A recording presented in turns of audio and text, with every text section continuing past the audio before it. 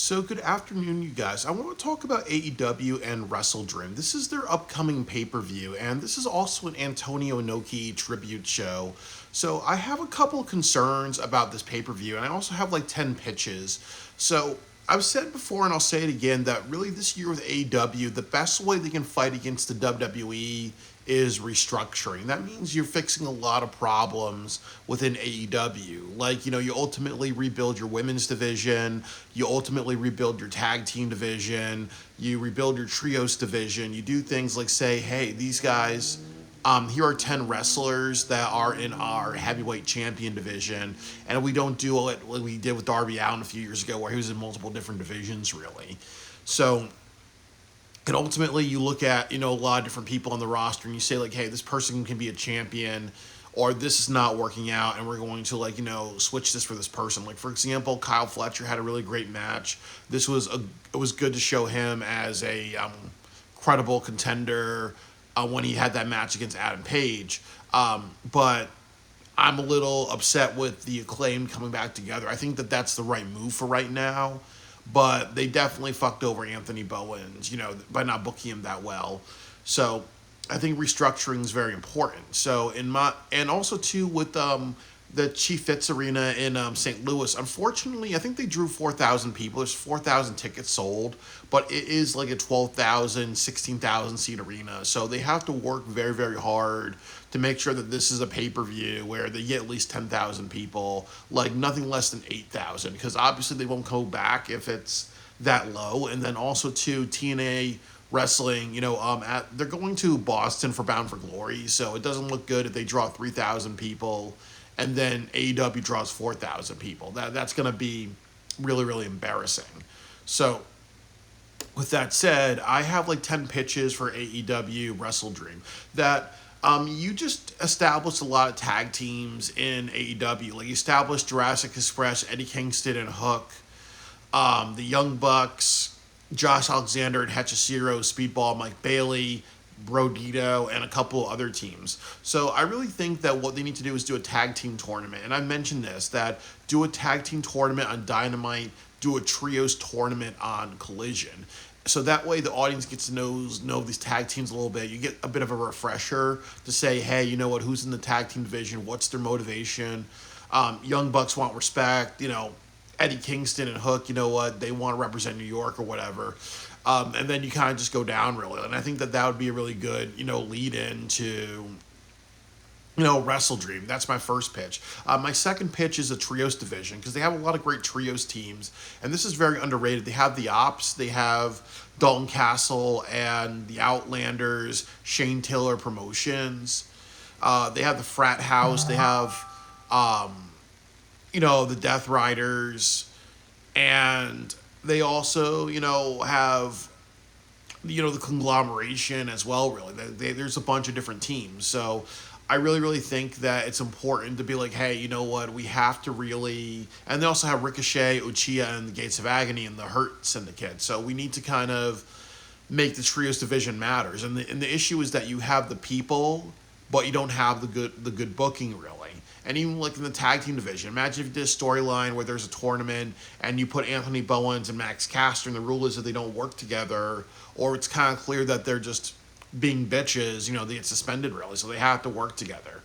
And if they don't, if they just fight each other or they act unprofessional, they get fired really. So that could be, a good story as well, really. So I really think that there's a lot of different things that you can really do. Establishing the trios division and tag team division, there's a lot of great stories that you can tell. So those are my two pitches. The next thing that I would say, and I've said this before and I said this again, that I really want to see a women's blood and guts match. I really, really think that we're really overdue for that. You can set up something where you do a women's blood and guts. I think Scotiabank Arena would have been the right time, but you can still do that with a bunch of different women. But I really think that that's a pitch. I would say that as number 3, but number 4 should be more women's feud. You have Aminata and Tekla. That should lead to a match. Will Nightingale and Chris Statlander, Tony Storm and Chris Statlander, Mercedes Moné and Tony Storm, or Mercedes Moné and Athena, or Mercedes Moné and Billy Starks, or you can have, or another woman as well. Really, like really, just try to build some women feuds. I really think that there's a lot that you can kind of do. Really, I think that maybe Billy Starks might be the right person because she's kind of like that underdog type of wrestler. Really, you can tell a good story, or you can do Harley Cameron versus Mercedes one more time, or you can do Hikaru Shida because this is Antonio Inoki tribute month. You can find something. That right opponent really. It's just who really on that roster. But I really think that the most over women on the roster are Toni Storm, Harley Cameron, um,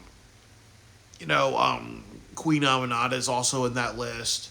Willow Nightingale. So you really have to kind of find good opponents for Mercedes. And I really think that this year you really, really had to put Mercedes in a situation where I really feel that you find that right, like passing the torch. Like she can't be champion forever. The next thing that I would want to see as a pitch is Kyle Fletcher versus Mark Briscoe for the TNT Championship because I think that'll be a really great match. I think that's the right direction, really. And I also think that would be a good match as well, really, because there's a story of Mark Briscoe wanting to win a singles title. Like, he was the ROH champion, but he's never held a AEW championship. Just like with Kyle Fletcher, he's been the TNT champion. That's his first AEW championship. You don't count the Ring of Honor or anything like that, really. So, or even you look at somebody like Adam Cole, he's never held an AEW championship. He's held the Ring of Honor Tag Team Championship with MJF, really. So you can't say it doesn't count until he holds an actual, like title with a AEW logo on it, just like with Dustin, So I think that there's a good, story with that as well, really. So you can do Kyle Fletcher versus Mark Briscoe, and I think that would be a really great match. That would be my fifth pitch. I think my next pitch would be for the AEW Championship. I would want to do Kazuchika Okada versus Hangman Adam Page. And the reason why you have to do this is because Okada has been the Continental Champion for over a year. He and Takeshita have some tension with each other. So you can do something like like Okada versus Hangman, Takeshita versus Hangman a full year, Continental Classic, you get to Takeshita versus Okada. That would be the way to go, really. So you set up your next pay-per-views. But the other thing, too, is that it does not make sense for Okada to be a champion for this long with 3 belts and be like, okay, we're going to make him like a Jade Cargill where he's not wrestling for the title. And this is an Antonio Inoki tribute show. Wouldn't you want to have a Japanese star, really? And then also with WWE, I don't see a lot of Japanese wrestlers main eventing pay-per-views, So I really think that, or Asian wrestlers main eventing pay-per-views. So this would be kind of like, a bit of kind of like a world building. Like say, hey, you know what? We're not like WWE. We have black wrestlers, we have Asian wrestlers, we have all races of wrestlers competing for our titles. This is not like WWE where it's usually the white guys, or very rarely black guys, So that could be something. The next thing that I would say as a pitch is that I think like John Moxley and Darby Allin, there should be 2 matches that you can do. You can do Pac and Moxley versus Bryan Danielson and Darby Allin, or 2 other members of the Death Riders. But I really think that should happen, really, because you can't have John Moxley and Darby Allin keep doing hardcore matches all the time, because the problem is it becomes a little bit of a repeat. They become flanderized. So I really think that that's another big thing they have to not do, really, is have way too many hardcore matches, because the problem is if you do way too much of that, there's a diminishing return, really, and it's the same people in the same spots, really. Like, honestly, like the whole like stabbing in the ear, they've done this before. The coffin drop spots, they've done this before. When you saw Brody King pile driver, people Mike Bailey through a ladder, they've done that before a few years ago. So almost like you're seeing a bunch of repeat matches, really. So I think that they need to kind of really just have that match, and then you can do an Inferno match. I think there were talks about an Inferno match between MJF and Mark Briscoe, but I don't think that that's the right time to do that. I think it's great that they wanted to do that, but I think the best time would be maybe in New York City, because obviously you get the New York crowd, and that's a really big crowd. That would be a great attraction at the Prudential Center. You have an Inferno match. But I would also say, with that said, really, my hope would be that my hope would be that ultimately, if you do an Inferno match if you do an Inferno match, what I would hope and what I would pray for is that they do it at the right time, really. So you can do it in St. Louis, but I think that you have to do it at a bigger arena, or like a more, or like in New York City, where you would have more people, or in Chicago at the end of the year, really. I think that an Inferno, like, do a tag team match with Bryan Danielson and Bryan Danielson and Darby versus John Moxley and maybe like Pac, really, just so you can kind of have that situation where you get like Moxley and Darby away from hardcore stuff for at least one or two pay-per-views, just to kind of get people a bit of a, just we're not pressing the repeat button. And I do think that you can also say maybe another argument is do the Inferno match at in St. Louis, really, because obviously that would be, something that could happen, really. That would be really, like, that would really draw. The next match that they can do is Takeshita versus Okada, really, as another pitch, because obviously with Takeshita and Okada, they've been rivaling each other. There's been some animosity. I really, really think that you can do something off of that. The next match that I could say is Masker Dorada versus Okada. Like, what would happen if Okada's kind of arrogant? He shit talks Tony Khan. Tony Khan's like, hey, this time you got to defend two titles. So you got to defend the Unified Championship, and then you also got to defend the International Championship. So Okada has to have two matches. So, you do Okada versus Mascara Dorada, which I think should happen, because you got to just capitalize on that momentum. He had a hell of a match. He had a really great showing, really. So I really think that Mascara Dorada deserves a singles match. You can do Takeshita versus Okada at another time.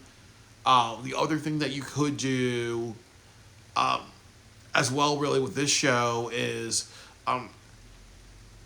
I'm also kind of thinking you can do Takeshita versus Okada if you want to just play that card as well, really. And then that's really about it and stuff like that. I really think that this could be a show with a lot of great stuff. I really think that having tournaments for your tag team titles, having tournaments for your trios titles should happen. Really developing Queen Aminata and Tekla into a match. Developing, it's Chris Statlander, Will Nightingale, Chris Statlander, Marina Shafir into something would be good. I really think that, finding a direction for Tony Storm is good unless she wants to take a break. I think that like also Don Callis family, like them being in a tag team tournament, like Josh Alexander and Hechicero, that should really happen, so you kind of establish what they can do. So, there's a lot of really great things that can come out of this. I think another pitch could be tables, ladders, and chairs with Adam Copeland and Christian Cage versus FTR. And you can even do something where they recruit extra help, really. Like, you find, like, maybe somebody as well who can actually, be on their side, really, to, help them, deal with Kip Sabian and a few other people in that group, really. Or you can't have Mama Wayne because she's not a wrestler, really. Or you can do an intergender where you can have Beth Phoenix versus, Nick Wayne or something like that, really, or Kip Sabian.